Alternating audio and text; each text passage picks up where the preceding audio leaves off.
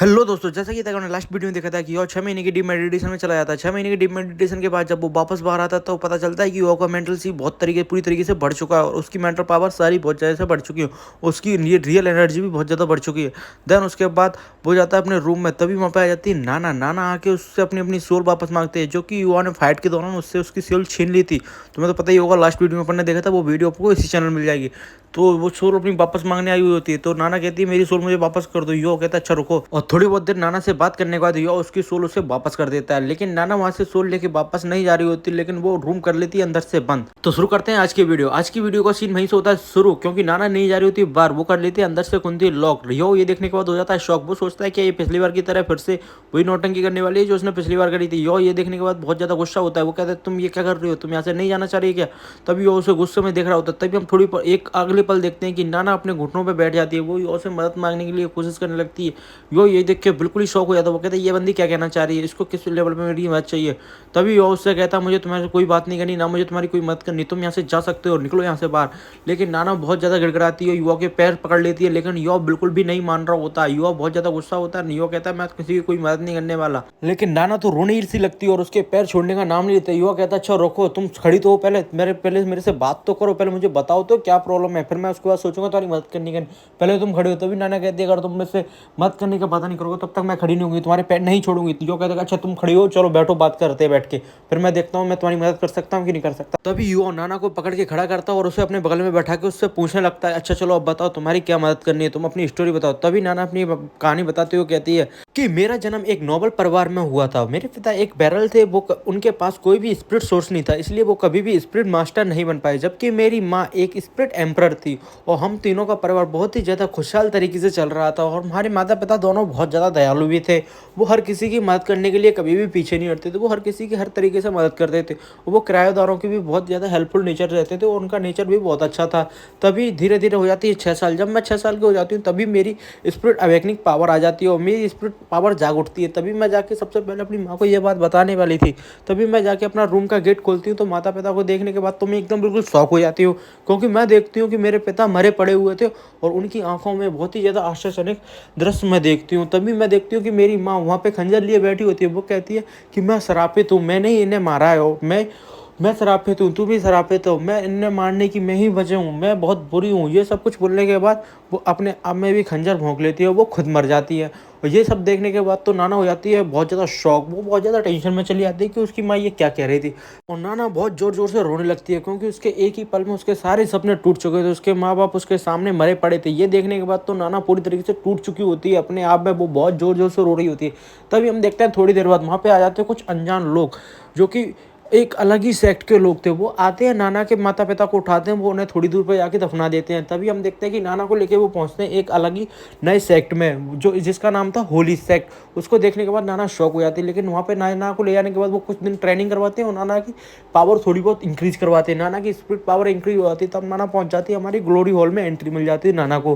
तभी नाना को पता चलता है कि इन लोगों ने, होली सेक्ट वालों ने, उसके माता पिता की आत्माओं को कैद कर रखा है, जिससे उनकी माता पिता की आत्मा कभी आज़ाद नहीं हो सकती, ना वो कभी पुनर्जन्म ले सकती, जब तक वो उनकी माता पिता की आत्माओं को प्रताड़ित कर रहे थे। तभी हम वो नाना होली सेक्ट में जाके उनसे कहते हैं कि मेरी माता पिता की आत्मा छोड़ दो। तभी होली सेक्ट वाले लोग कहते हैं कि अगर तुम चाहते हो तुम्हारी माता पिता की आत्मा को प्रताड़ित नहीं किया जाए, उन्हें कोई कष्ट नहीं दिया जाए, तो तुम जैसा हम कहते हैं तुम्हें वैसा ही करना होगा।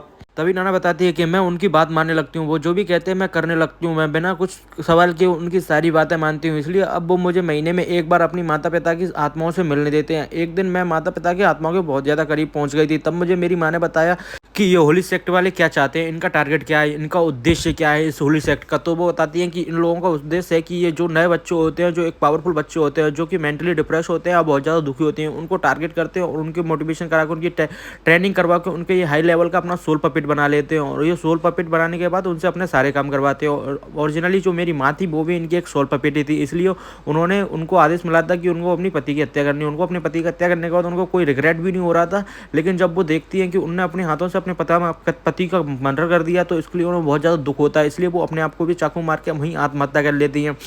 तब मुझे इतना सब कुछ पता चलता है। और वो कहती हैं कि इन सोल पपेट को जब इनके पास 6 सोल रिंग्स हो जाती हैं तो इसके बाद उनको एक रिचुअल में पार्टिसिपेट किया जाता है, जिसके बाद तो इनके शरीर से इनकी आत्मा अलग कर दी जाती है, मतलब ये पूरी तरीके से डिस्ट्रॉय कर दिए जाते हैं। और इतना सब कुछ नाना बताने के बाद रोने लगती है। यो सुनने के बाद बहुत ज़्यादा टेंशन में चला जाता है। वो कहता है क्या ऐसे भी लोग रहते हैं, ऐसा भी कोई सेक्ट है? तभी उसे याद आता है कि कुछ समय पहले उसके माँ जियाओटा उसके जब सेकेंड में अटैक हुआ था, जो कि एक सरप्राइज अटैक था जिसमें एक सुप्रीम लेवल के फाइटर्स थे बहुत सारे, उन्होंने अटैक किया था, लेकिन उनके बीच में एक ईवल सेक्ट स्पिरिट मास्टर भी था। तभी वो सोचता है कहीं माँ जियाओटा को ये लोग तो नहीं उठा के ले गए, तो मुझे एक बार ये होली स्पिरिट सेक्ट जाके जरूर देखना चाहिए। तभी वो नाना से कहता है कि तुम मुझे पूरा डिटेल में बताओ कि अच्छा वहाँ पे है ऐसा क्या क्या है।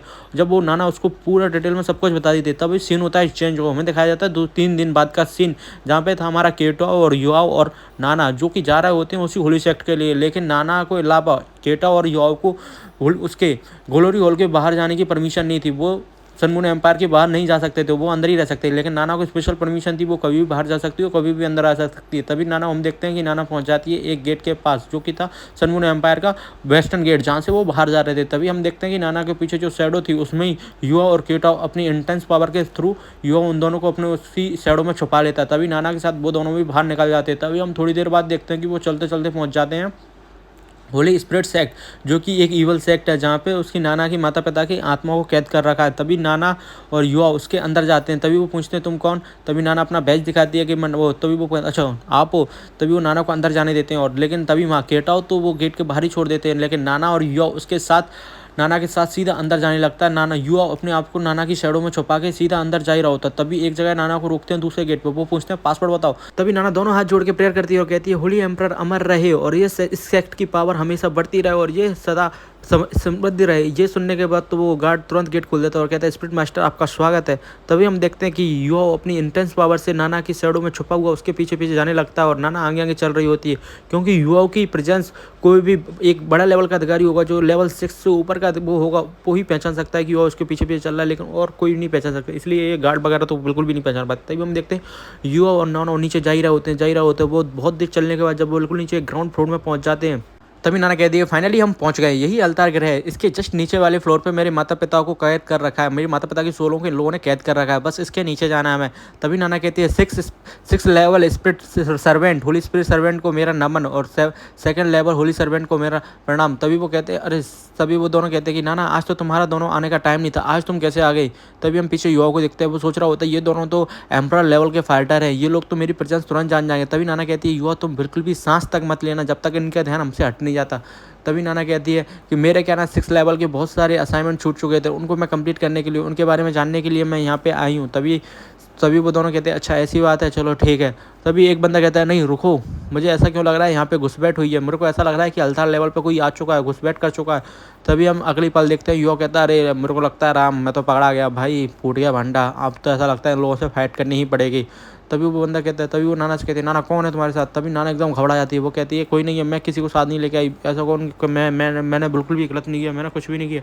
तभी हम देखते हैं कि अगले ही पल युवा बाहर आ जाता है, वो कहता है तुम्हारा बाप आया है यहाँ पे। तभी वो दोनों होली सेक्ट के दोनों मास्टर्स वो देखने के बाद बहुत ज़्यादा शौक होते हैं, वो कहते हैं तुम यहाँ तक कैसे आ गए? तभी वो नाना पे बहुत ज़्यादा गुस्सा करते हैं कि तुम इसे यहाँ लेके आई हो। तभी वो कहता है उसको छोड़ो, तुम्हारा बाप यहाँ पे आया, इससे बात करो।